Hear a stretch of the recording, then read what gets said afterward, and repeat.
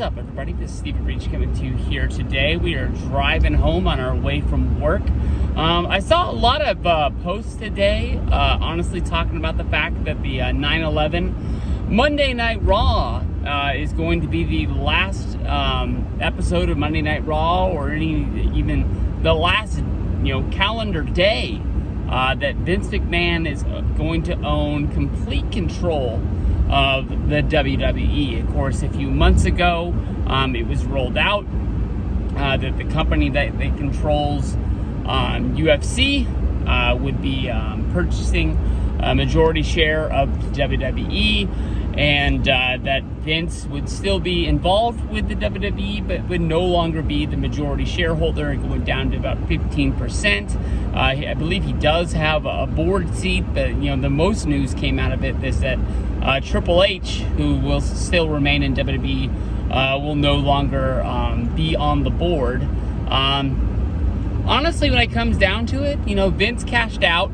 I think Vince knows that he's not going to be around forever. He had his, short, I guess you can call it a vacation, or his retirement part one, that didn't last all that long. He ended up coming back to make sure that the sale went through, even though all the stories that were out there that seemed like they're never going to go away. I think it's a big deal that Vince is selling a majority of the company.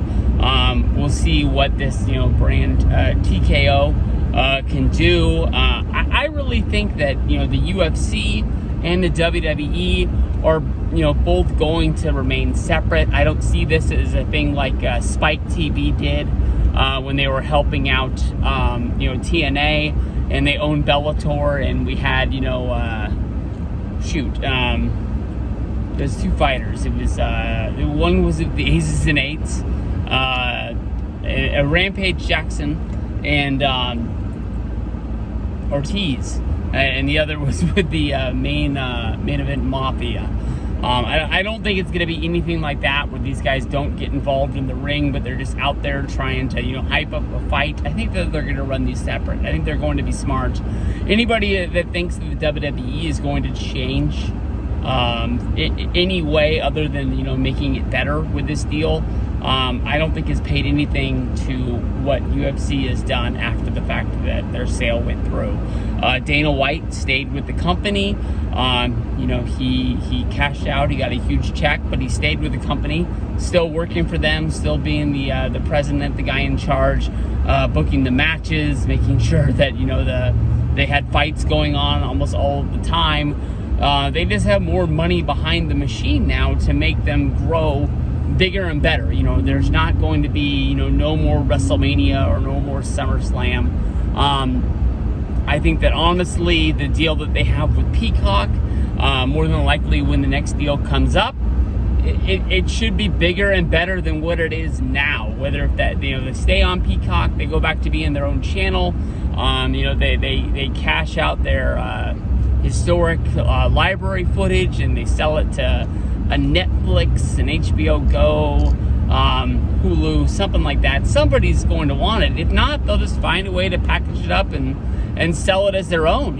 We've seen what UFC has done with the ESPN Plus model, where if you want to watch ESPN, or if you want to watch UFC pay-per-views, you have to be an ESPN Plus subscriber, which helps the Disney Corporation, and then you have to be able to pay for the shows on there. I think that more than likely in this day and age that ESPN would probably be liking to get any subscribers that they can, to have some sort of synergy between UFC and WWE.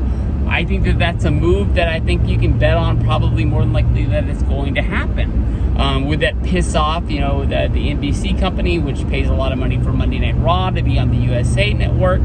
I don't think ESPN as a company that's going to be giving Mondays up, especially with them having Monday Night Football to have Raw on, but I'm sure that they can smooth the waters and make sure everybody's happy there. No doubt they're going to be making sure that they get the biggest check in their account as they can get possible.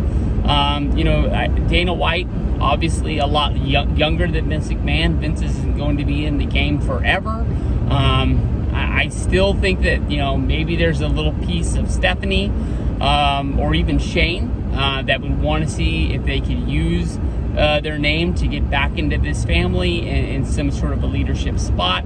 Somebody's going to have to be the guy in charge. And if they are going to be kind of like, I don't want to say like pushing Triple H out of that seat, somebody's going to have to do it. For years, it looked like he was going to be Stephanie. Stephanie took over. She was the CEO at one point before stepping down. Some people tried to stir that up, that she didn't want her father coming back, and that's why she stepped out. I think that she was just in a spot in her life where I think she knew that WWE was going to be there, and she didn't want to miss a big chunk of her family's life, and she had done this, for a long time. And if she, took a time to step out, raise her family, she'd be able to step back in and be able to be right there in the mix, especially if, day to day Triple H is involved, and he's coming home and he's telling her all of the this, that's, and the others that's going on in the company. So I don't know. I don't really see anything changing. I think that honestly it's just going to make the company push and strive to make sure that it stays at the value that they paid for it to be there. No doubt, since the day that UFC sold, I think that they're a bigger company than they were then, and I think 5 years from now, WWE should be able to stand hold of what they are and be able to say that the people at the bottom, they got a good deal for them, and it's not like they've lost their asses on buying this thing. The people that are in charge are still going to be the people in charge. It's not going to be like when WCW was trying to be ran by the CEO of Pizza Hut or anything like that, because Ted Turner just thought that the guy would be good for the job to get them back into the getting just basically not giving the farm away and losing more money than they're bringing in. I think the WWE is set, the biggest wrestling company there is, and unless they just, I mean, at this point, I think they're honestly almost too big to fail.